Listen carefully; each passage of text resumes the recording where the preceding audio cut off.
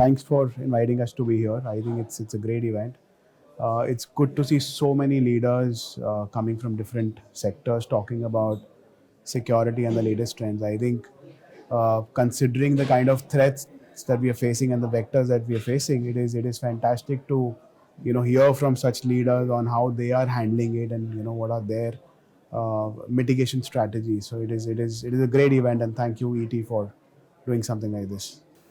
Well, okay, good question. So I think vulnerability management is probably the most mandatory thing that any organization is doing today. It is the most fundamental step in securing your premises or securing your infrastructure. What we are doing differently is we are also tying it up with something called as NXAM, which is our own platform to manage the entire life cycle.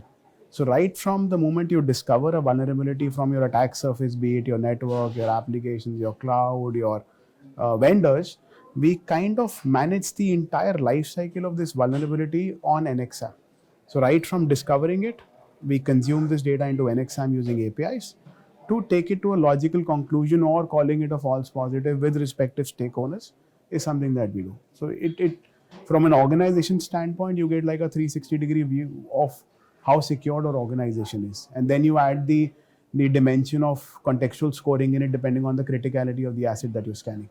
So that's probably a difference that we bring on the table for VM. There is no easy answer for this, to be honest. I think, like I said, the kind of threat vectors that we face today are very, very diverse.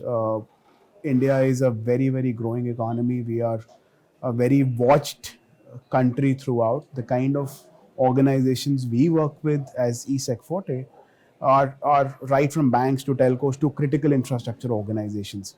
So there is no one solution for this, but something that we've realized recently is a lot of red team activities is something that we're doing. Along with, of course, there is cloud security, there's SCADA, but red team pertinent is in particular is growing a lot. And the reason for that is because red team kind of gives you that no barrier, no yardstick kind of a scope to do all sorts of steps to see how an organization can be penetrated. What are the possible loopholes? Could it be phishing? Could it be open source intelligence?